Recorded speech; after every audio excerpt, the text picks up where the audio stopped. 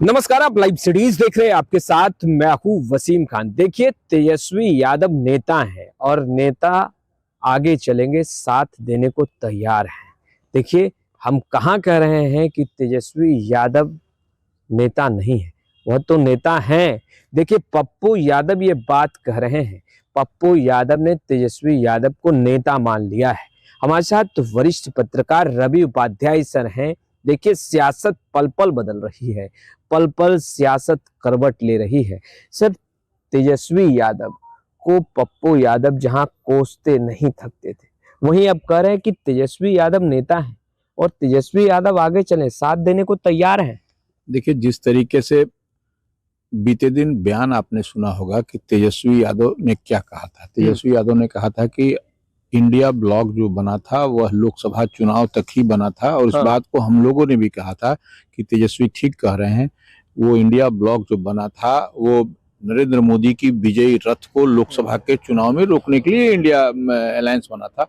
वह बात भी ठीक है, लेकिन बिहार में महागठबंधन है और ड्राइविंग सीट पर हम बार बार इस बात को बोलते हैं कि तेजस्वी यादव है और उन्हीं के कंधे पर बड़ी जिम्मेवारी है।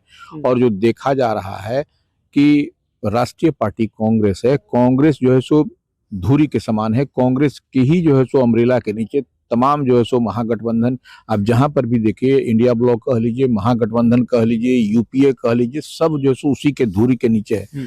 तो ऐसे में पप्पू यादव जो निर्दलीय सांसद हैं, कहीं ना कहीं वो पूर्णिया से, वह कांग्रेस में याद है, पूरे देश को यह याद होगा कि किस तरीके से कांग्रेस में उनकी एंट्री होती है। फिर बिहार प्रदेश कांग्रेस ने बोला कि नहीं, यहाँ पर वो शामिल नहीं हुए, दिल्ली में, यह सब तमाम बीते दिन की बात है। तो उसके बाद आप देखिए कि अब जो है सो यह 2025 में यह चुनावी वर्ष है, चुनावी काल है। तो ऐसे में अगर पप्पू यादव मजबूती के साथ नहीं रहेंगे तो यहाँ पर आपको बिहार में, जो बगल में पड़ोसी राज्य में जिस तरीके से झारखंड में देखा गया कि हेमंत सोरेन की बाउंस बैक हुई, बड़ी वापसी हुई और तमाम एनडीए का जो समीकरण वहां पर था झारखंड में धराशायी हो गया।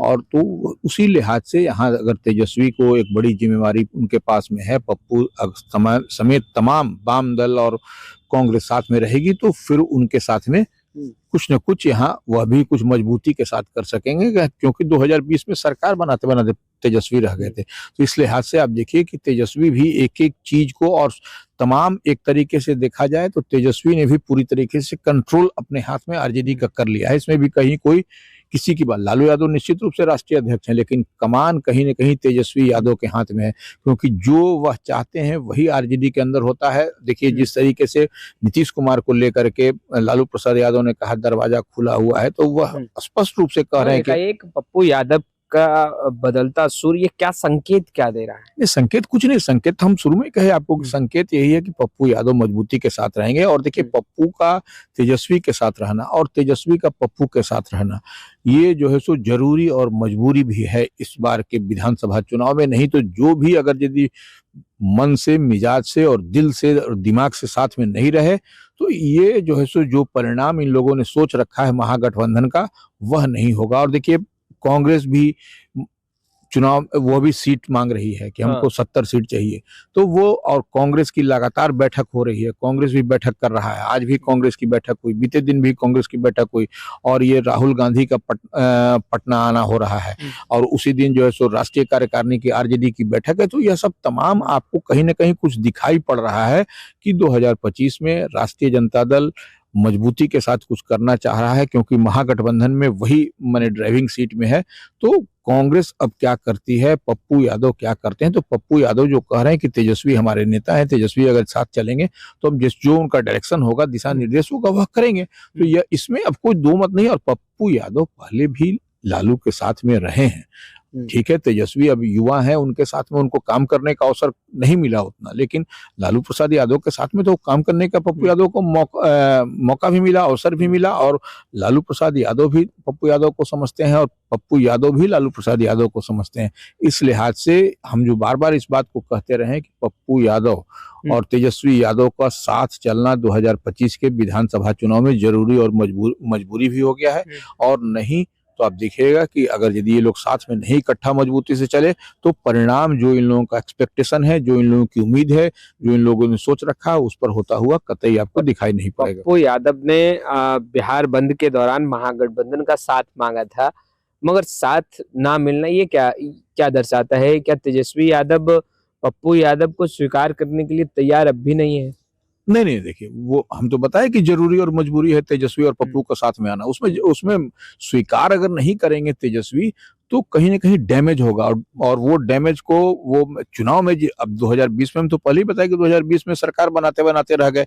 देखिए ठेकरा दूसरे पर फोड़ना कि इधर उधर बेईमानी हो गया, ये हो गया, आप मार्जिन आप अगर यदि ज्यादा रहता तो आप किसी पर ठेकरा भी नहीं फोड़ सकते, ये तो तेजस्वी जो फोड़ते हैं। तो इस लिहाज से पप्पू के साथ में आना, पप्पू साथ में रहेंगे, और पप्पू हम इसलिए भी समझते हैं कि देखिए पप्पू यादव का माइंडसेट कांग्रेस का है, तो वो उस लिहाज से, और कांग्रेस ने उनको मजबूती से समय समय पर उनका सपोर्ट भी किया है, पप्पू यादव भी करते हैं।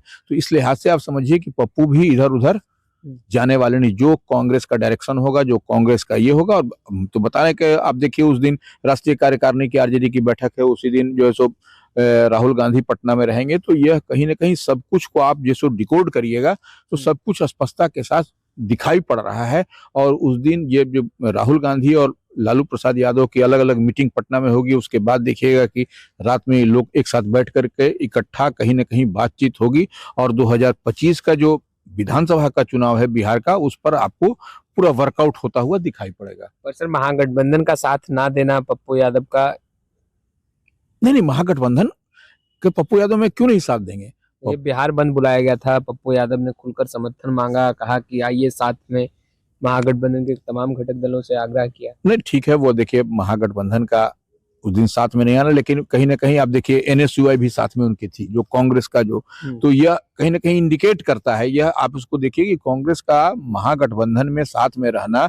और ठीक है छात्र राजद के लोग कम संख्या में थे, लेकिन एनएसयूआई तो था। एनएसयूआई कौन है? एनएसयूआई तो कांग्रेस की ही माने स्टूडेंट विंग है।